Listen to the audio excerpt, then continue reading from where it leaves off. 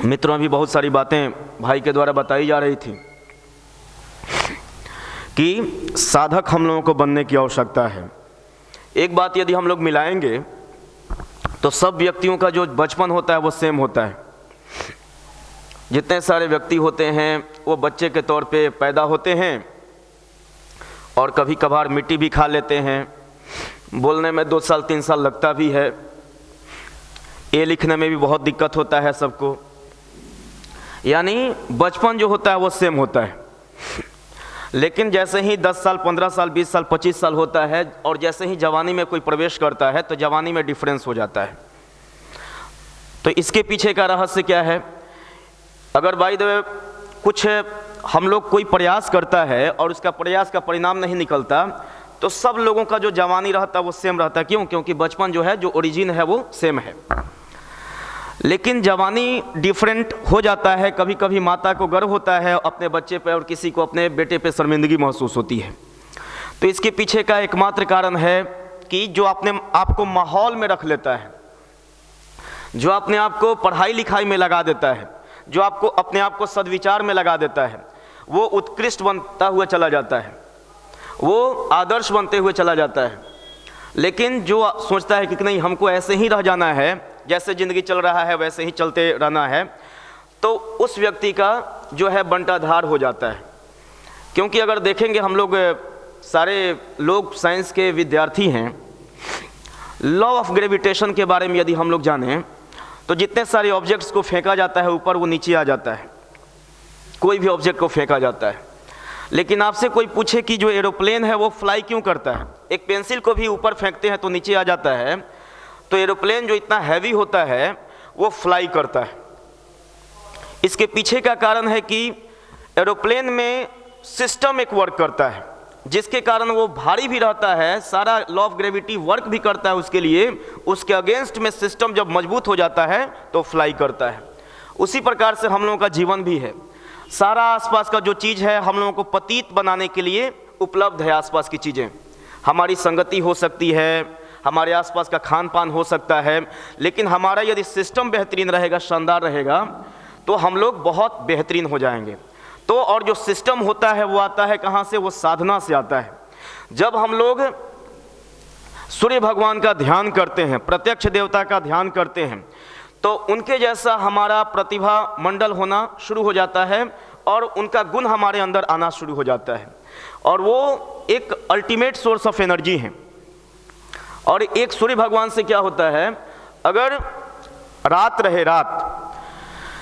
रहे तो बहुत सारे CFL लगा भी दिया जाएगा तो उसको कोई दिन नहीं कहेगा। लेकिन जैसे ही सूर्य भगवान का आगमन हो जाता है तो रात जो होता है वो दिन में तब्दील हो जाता है। उसी प्रकार से हमारी ज़िंदगी भी हो जाती है। जब सूर्य के साधक किसी माहौल में नहीं जाते हैं तब तक लोगों को लगता है कि नहीं यहाँ पे वो रौनक नहीं है। लेकिन जैसे ही कोई सूर्य का साधक जो जाता है किसी माहौल में और डिफरेंस क्रिएट करता है उस माहौल का, तब लोगों को लगता है कि नहीं इसके आने से कुछ बदलाव हुआ है।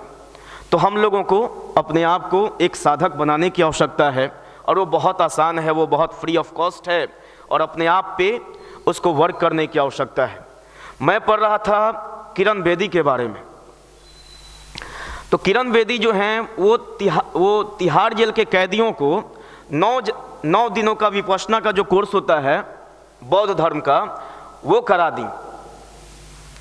तिहाड़ जेल के कैदियों के बारे में क्या है, जैसे हम लोग बोलते हैं ना कि हमारा मन नहीं कर रहा है, हम चाय पी कर आते हैं। हम लोगों के लिए चाय पीना, आसपास के लोगों के लिए चाय पीना क्या है, कॉमन बात है।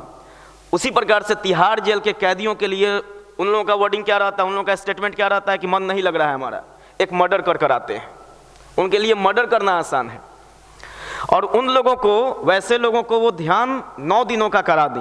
तो आसपास के सारे लोग बोले कि ये जो ध्यान है वो तो साधु संत किया करते हैं, वो तो बड़े बुजुर्ग किया करते हैं, ये जो मुजरिम, ये जो कैदी, ये बदमाश टाइप के जो लोग हैं उनसे आप ध्यान करा रही हैं, ये किसका नियम है?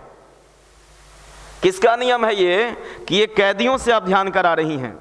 तो वो बोल रही हैं कि ये मेरा नियम है कि अच्छे लोगों को तो सबको ही अच्छा बना रहा है, लेकिन हमारा ध्यान जो है वो वैसे लोगों पे है जो लोग अपने ज़िंदगी से उम्मीद छोड़ दिए हैं। तो पावर उनके पास आया कहाँ से होगा? वो पावर जो आया है वो साधना से आया है। तो हम सभी को, यदि हम लोग अपने आप को साधक बनाएंगे तो हो सकता है कि वो सब भी काम करना शुरू कर दें जो लोगों के लिए असंभव लगता है। और ये सब काम करते हुए हम लोगों के हृदय में, हम लोगों के मस्तिष्क में, हम लोगों के दिमाग में कोई भी घमंड नहीं आना चाहिए। इसको बताने के लिए एक छोटा सा प्रसंग मैं पढ़ रहा था। एक व्यक्ति बहुत ही धनवान थे, और धनवान थे साथ साथ दानी भी थे। तो अलग अलग वो मंदिर को बनाया करते थे, लेकिन खासियत थी कि जो पूरा बिल्डिंग था उसका पैसा वो दे देते थे, लेकिन सीढ़ी जो बनाना था उसके लिए वो घूम घूम कर मांगा करते थे। 5-7 ऐसे मंदिर बनाए, लेकिन जितने सारे मंदिरों को बनवाना था उसमें सीढ़ी का जो पैसा है उसके लिए जो भी गांव में बन रहा था तो वहाँ पे जाते थे और मांगते थे। तो जितने सारे इंटेलेक्चुअल क्लास के लोग थे पूछे कि आप तो आसानी से 1 मिनट में आप चाहिएगा तो ये सीढ़ी बनवा दीजिएगा, फिर भी आप इतना कष्ट क्यों कर रहे हैं? इतना कष्ट क्यों कर रहे हैं? आपको कोई दे रहा है, आपको कोई नहीं दे रहा है। इसके पीछे का कारण क्या है कि आप सीढ़ी के लिए पैसा मांग रहे हैं जो आसानी से आप दे सकते हैं। तो वहाँ पे जो व्यक्ति थे वो बोले, बहुत ही एक आंसर, बेहतरीन आंसर दिए। वो बोले कि देखिए, हम चाहेंगे तो तुरंत बनवा देंगे, लेकिन जैसे ही हम आसपास में आएंगे ना अगर बाई द वे 4 व्हीलर से, तो हमारे दिमाग में ये अहंकार हो जाएगा कि ये मंदिर हमारे द्वारा बनाया गया है।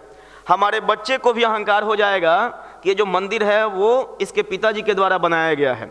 लेकिन अगर बाय द वे इसमें समाज का कोई अंश लगा रहेगा तो हमको लगेगा, हमारे हृदय से आवाज़ आती रहेगी कि ये इसमें सिर्फ हमारा योगदान नहीं है, इसमें पूरे समाज का योगदान है।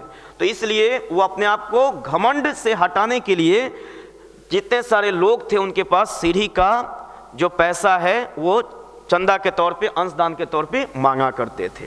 तो हम लोगों को अपने आप को साधक बनाने की आवश्यकता है, विनम्र बनाने की आवश्यकता है और स्वाध्यायशील रहने की आवश्यकता है। स्वाध्याय जब तक नहीं करेंगे तो जानकारी किसके किसके लिए हमारे पास होगा? हमारे पास जानकारी होगा आसपास के क्रिकेटर्स के बारे में, हमारे पास जानकारी होगा आसपास के पॉलिटिशियंस के बारे में, हमारे पास जानकारी होगा आसपास के एक्टर्स और एक्ट्रेसेस के बारे में। लेकिन लोग बोलेगा कि नहीं, लोग बोलेगा आपको कि मॉर्निंग वॉक पे कैसे लिखिए, हॉर्स पे कैसे लिखिए, कंट्री पे ऐसे लिखिए, तो आप आसानी से एकदम कंफर्टेबली लिख दीजिएगा। लेकिन जैसे ही कोई बोलेगा कि आप अपने बारे में लिखिए और सिर्फ 10 लाइन लिखिए तो दिक्कत होना शुरू हो जाएगा। लेकिन जैसे ही हम लोग स्वाध्याय करते हैं तो अपने अच्छाइयों के बारे में और अपने बुराइयों के बारे में जान पाते हैं, और अच्छाइयों को और बुराइयों को जानेंगे और अच्छाइयों को बढ़ाएंगे और बुराइयों को घटाएंगे तो धीरे धीरे हमारे अंदर अच्छाइयों का समावेश होता चला जाएगा और हम बहुत ही एक शानदार इंसान बनते चले जाएंगे। तो इसलिए स्वाध्याय हम लोगों को करने की आवश्यकता है। साधना हमको बहुत मजबूत बनाता है अंदर से। जब पूरी दुनिया हमको बोल रही होती है कि आपसे कुछ नहीं होगा, फिर भी हमारा आत्मविश्वास बोल रहा होता है कि जब कोई कर सकता है तो हम भी कर सकते हैं। तो हमारा आत्मविश्वास बढ़ता है साधना से, स्वाध्याय से।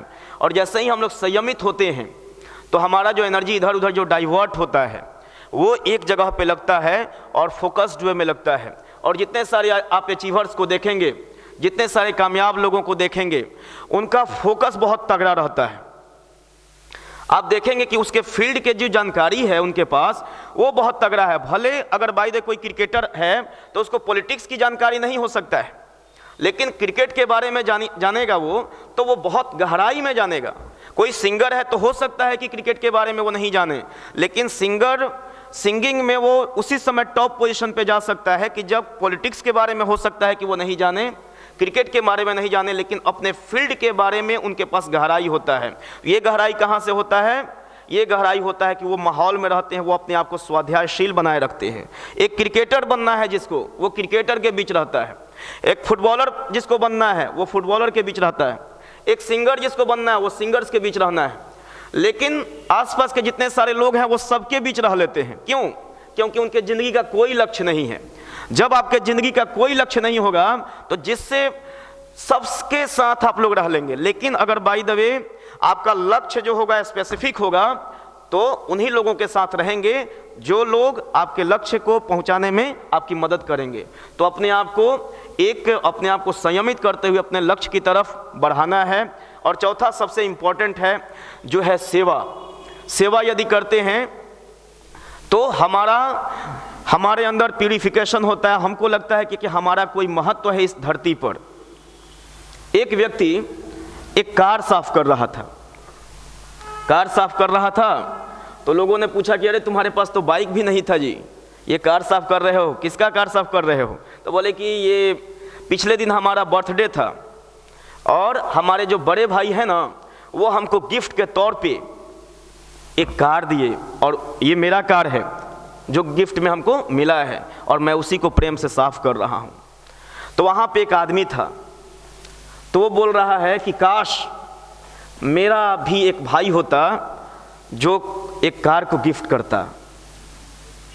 और एक वहाँ पे महिला भी थी, वो जो आंसर दी वो बोली कि काश वो मैं बड़ा भाई होती जो किसी को कार गिफ्ट कर पाती।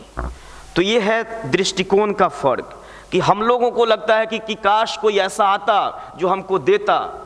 और इसमें असाधारण लोग कौन होते हैं कि काश हमारा भी कोई कैपेबिलिटी होता, हमारे अंदर भी वो क्षमता होती जो मैं किसी को दे पाता। और जैसे ही आदमी देने वाला हो जाता है तो ऊपर वाले का दिल उसके लिए खुल जाता है।